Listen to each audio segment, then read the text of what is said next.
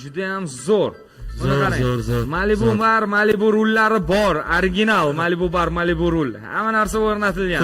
U zavoddan shunaqa chiqqan, qo'yilmagan. Malibu rul, faqat Amerikan Optrasi yo'q. O'zini faralari, demak, holati zo'r, mashinaning rangi ham ajoyib. Ushbu avtomobil narxini mana yozishni boshlashibdi. 18 ming, 15 ming, 16 ming 800, 16,5 ming, 20 ming, 18 ming 800. Malibu Premier haqida gaplashamiz. Malibu Premier. Bu Premier bu 2 litr turbo. Bu 21-yil mashina. Bor yo'g'i 45 ming kilometr masofa bosib o'tgan. DSTga mashinaga mashinalar. Premierni endi agar narxini ko'rmagan bo'lsangiz, bozorda necha pul sotiladi, aka?